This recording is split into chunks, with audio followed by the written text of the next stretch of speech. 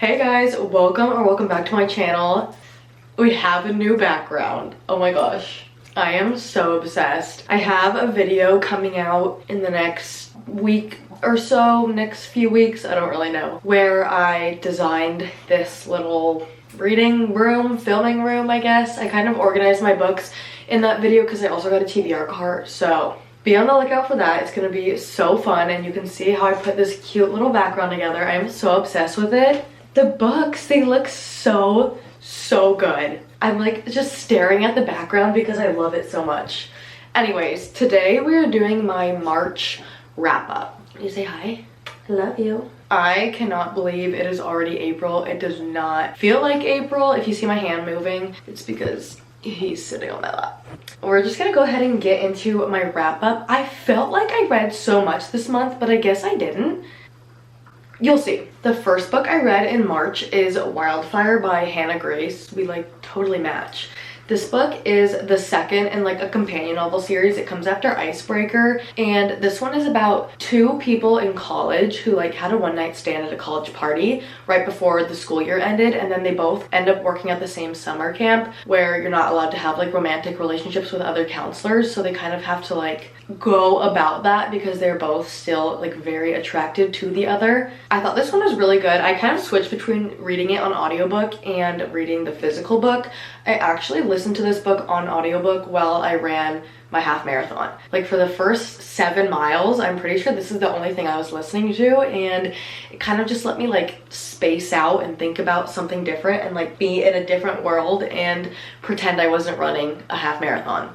Clearly it was good enough if it kept me running. That's really all that matters. I don't remember what rating I gave this one. Okay, I gave this one 4.5 stars. I really like the summer camp vibes. I feel like it's just so fun. It just feels so nostalgic. I wish I read this closer to summer so that like I could better feel those vibes, but I still really liked it. I don't know if I like this one or Icebreaker better. This one felt like a little bit more of a slow burn since they weren't technically allowed to be together because of the summer camp, but I can't decide which one I like better. I don't know, I think maybe Icebreaker because I love like the figure skating, ice hockey trope, but I don't know, they're both really good. The next book I read in my 24-hour readathon, and oh my goodness, that video was quite a day. Go ahead and watch that. I'll link it for you guys. It was just so hard staying up for 24 hours. But this is Hot House Flower by Krista and Becca Ritchie. I gave this book 4.5 stars. I love this series. I feel like I say it in every video, somehow it always comes up, but I love this series. If you don't know, this is the Addicted Calloway series. It's 3 sisters and then they're partners, I guess. It's a bit of a found family, and it's very much character driven. There's not a whole lot of plot going on. You just kind of see what their day-to-day lives look like. They're all super wealthy, so it's just kind of fun to like see what the day in the life of like a super wealthy person looks like, because I cannot relate. But I really like this book. This is told from Daisy and Reich's point of view, which I enjoyed. I just didn't really love the setting, and Daisy was kind of frustrating sometimes. Like, her character is very much like carefree, adventurous. In this book, she just like kept putting herself and others in danger, and it was just kind of frustrating. I don't know how else to describe it. This one's an age gap romance. I still really liked it. And then I read The Gunkle by Stephen Rowley. Why can I not remember my star ratings for any of these books? Okay, this one I give a 5-star. I really did like this one. This one is about a gay uncle named Patrick, and his niece and nephew call him Gup, gay Uncle Patrick, which I just think is so cute. And so his niece and nephew's mom passes away, and then their dad, who's also Patrick's brother, goes to rehab. So the kids go and stay with Patrick for the summer. He lives in Palm Springs, and he lives a very carefree lifestyle, I guess. He's a retired actor, and he just kind of like lounges by the pool and has like cocktails, and it's just so fun like seeing him interact with kids, because he's like not the type of person who you'd think would be good with kids, but it was just so sweet and heartwarming. I really liked this book because of all the emotions it pulls out. It was just so cute. And then I read A Court of Frost and Starlight. This is the novella for ACOTAR. This one is like 3.5. So what comes before Court of Silver Flames, and each chapter is like a different person's point of view.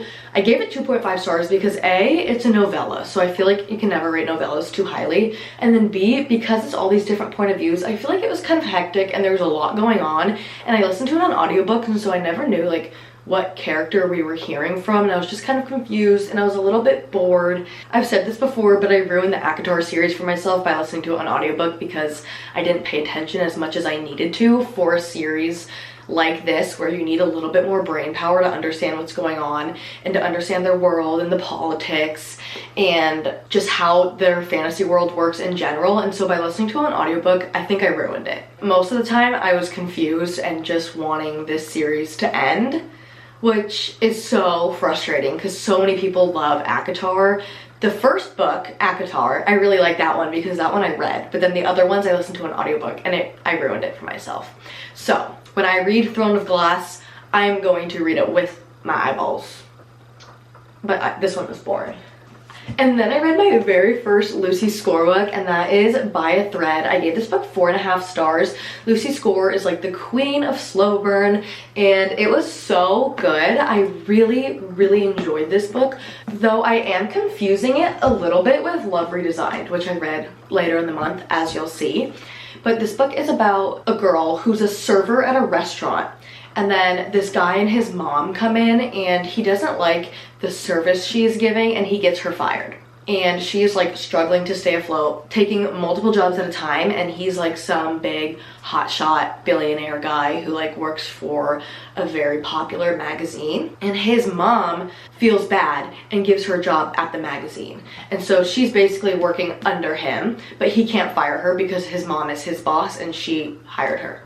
Does this make sense? I hope this makes sense. So it's like workplace romance, but it's also like he's her boss, and it's also like he's grumpy. I don't know. And it's a slow burn. This book was so good. I really liked it. It was a little bit smutty for me. I don't mind a little smut here and there, but when it gets so descriptive where it's like, I did not need to hear about that, then I'm just kind of a little bit uncomfortable.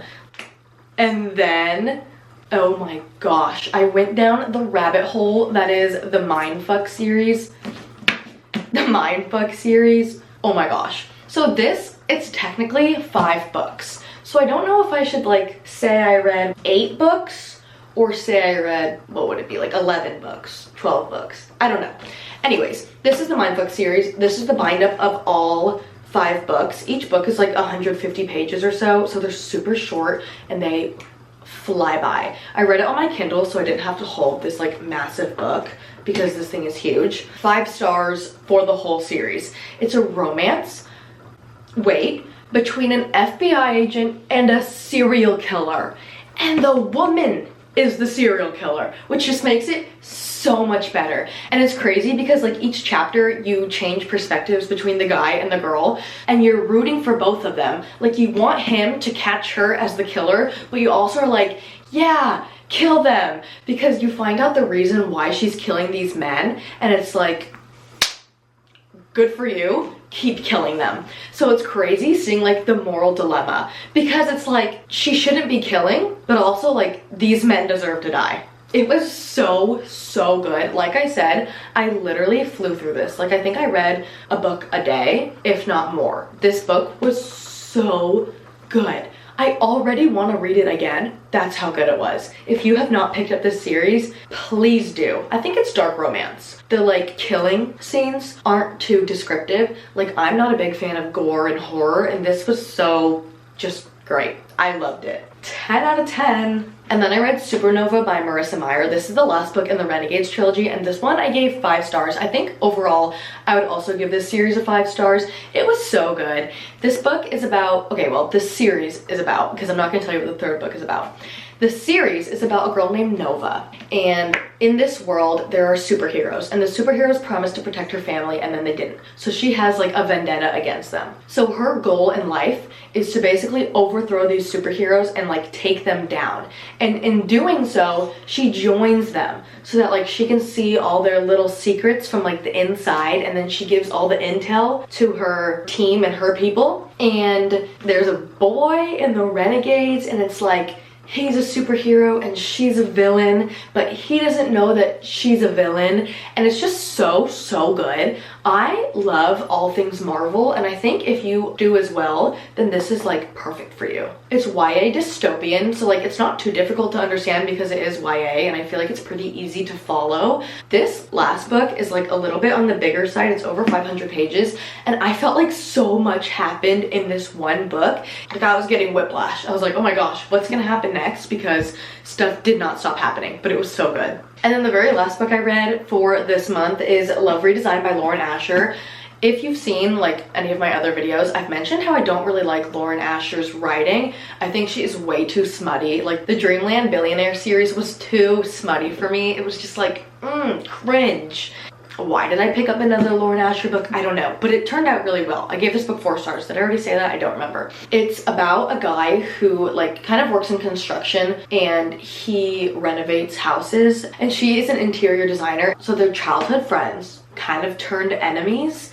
And then they decide to work on a house together because his mom wants him to, so that she can kind of feel better because she just got out of a 9-year relationship. So it's kind of like forced proximity in a way, and it's a bit of a slow burn. I just feel like the ending was too rushed. They weren't together for very long of the book, which is fine, it's a slow burn, but the ending just felt a bit rushed to me. I don't know, I still really liked it. This is the first of what's gonna be a series, and I'm actually really excited to read the second one. I think it comes out sometime this summer, and I'm actually really looking forward to it. It's also on Kindle Unlimited, which is beautiful. So is the Mindf series, that's also Kindle Unlimited. So is By a Thread by Lucy Score, and the entire Addicted series. So this was a great month to own a Kindle. Literally perfect. Those are the 8, 11, 12, whatever, however you want to count it, books that I read in March. I am hoping to have another good reading month in April. I posted my TBR jar and it looks like a good TBR, so I'm really excited.